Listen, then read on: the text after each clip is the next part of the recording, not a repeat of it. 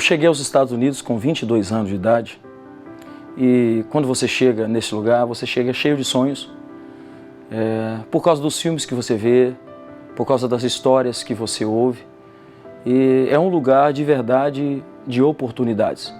Então quando você chega aqui, você quer conhecer de tudo, quer saber de tudo, você quer perguntar. Além do mais, como um bom mineiro, nós gostamos de fazer pergunta. Um belo dia, eu perguntei ao meu irmão qual era o lugar mais legal, um lugar top aqui de Boston para a gente dar uma passeada sem ter que necessariamente entrar em algum lugar, pagar alguma coisa, porque eu havia acabado de chegar. E ele me falou de uma rua, Newberry Street, que é a rua mais famosa, é a rua cara aqui da cidade de Boston. Ele me disse dessa rua, falou que a rua é charmosa, que é uma mistura de coisas modernas e novas com coisas mais antigas e arcaicas, enfim. Eu fui para lá, peguei o trem, 2 trens, fui para lá e comecei a andar naquela rua e de repente eu comecei a perceber que a uns 200 metros mais ou menos de distância tinha uma aglomeração de gente muito grande.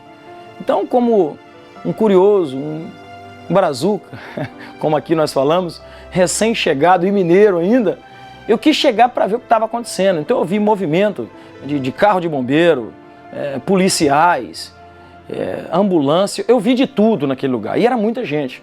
O que veio à minha cabeça é que era um acidente tinha acontecido naquela área ali.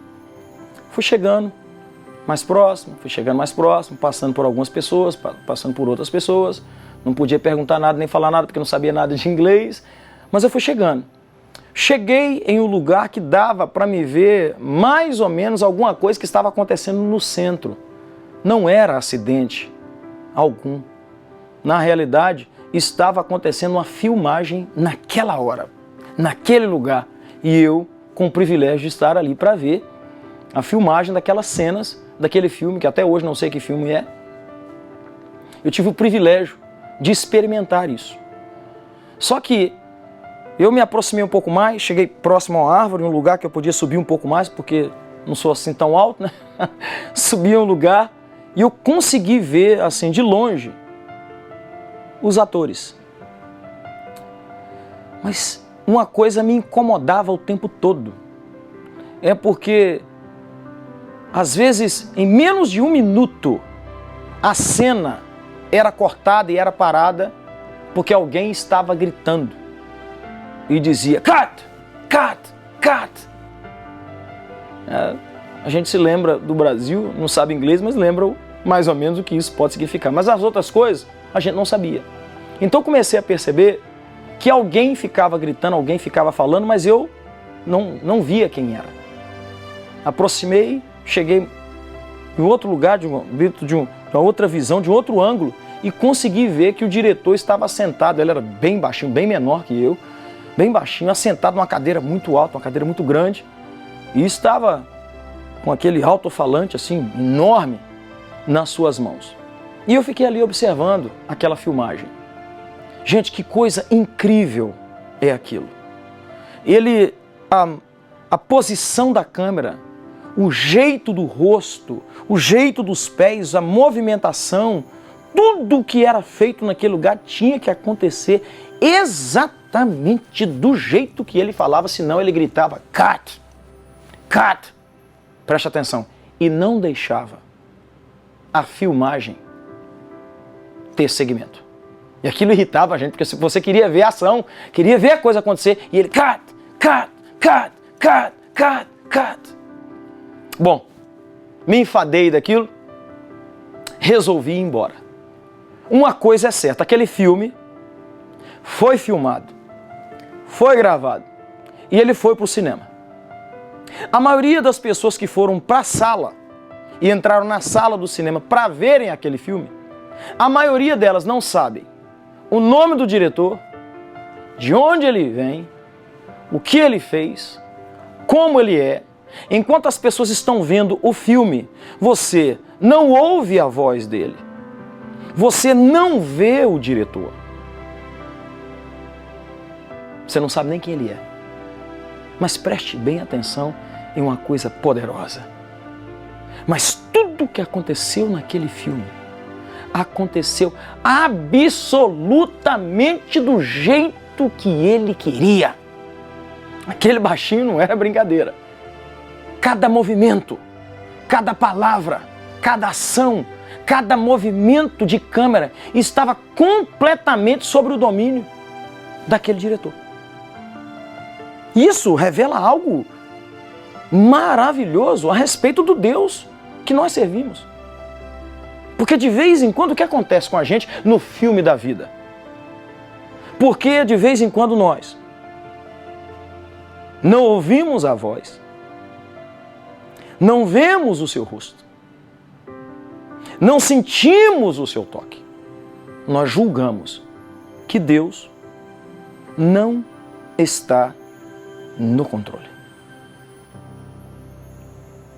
Mas do mesmo modo que as pessoas que não ouviram a voz, não viram o rosto e não sabiam absolutamente nada do diretor, mas viram o filme e sabem que ele estava no controle, assim é a nossa vida. Sua vida não está desgovernada. Nada na sua vida está sem controle. Deus domina tudo, cada ponto, cada vírgula, cada lugar, tudo o que acontece. Deus está no controle. Infelizmente, nos momentos de maior dor, de maior sofrimento, de peso existencial que nós temos, aí parece que o nosso diretor fica mais longe ainda.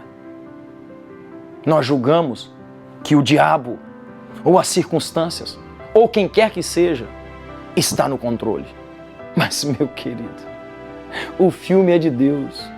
Ele é o diretor. Ele não é um simples ator.